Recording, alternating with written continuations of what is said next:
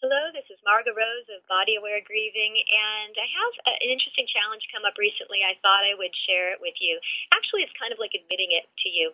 My father, who has deceased, his birthday's coming up again on May 31st, and according to my advice that I'm often offering to my readers and here on Body Aware Grieving, I'm talking about how if you can commemorate that day and pretty much set it aside for some personal care and some experiences of remembering your loved one in a way that they would appreciate, that might be a healing opportunity.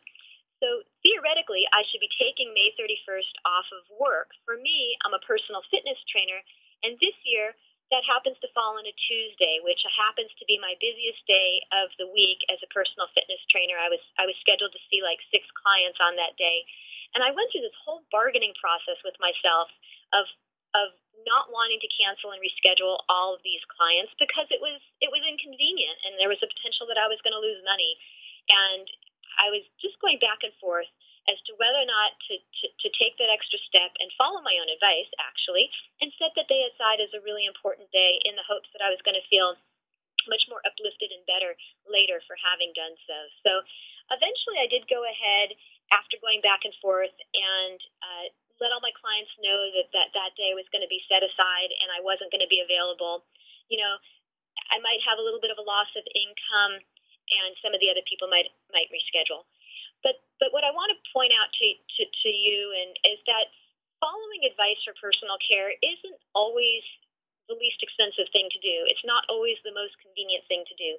And that sometimes it does take that extra little step and that extra little effort with the understanding that it's worthwhile.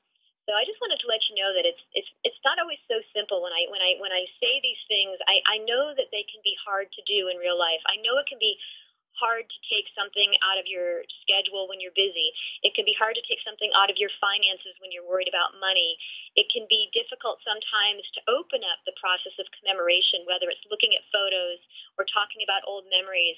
When you're kind of doing okay right now and you're not feeling as sad right now, it can be easier sometimes to go, I'm going to postpone that a little bit longer. And sometimes that is the best decision. But for myself, I did just go ahead and as early as possible clear out that day. And I do feel really relieved, in part because I think it shows good character to follow my own advice. So there's a couple other related articles to this idea if you wanted to check them out. There's the Natural Grief Vortex post.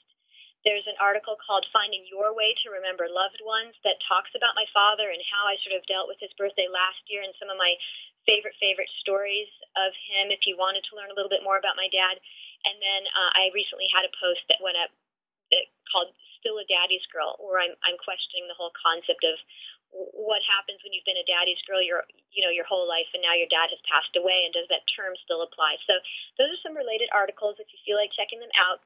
And I just thought I would share an experience that it is easier to say than do some of these things. And I hope we can go ahead and I'm going to go ahead and follow through on my own advice because I do think it's good wisdom.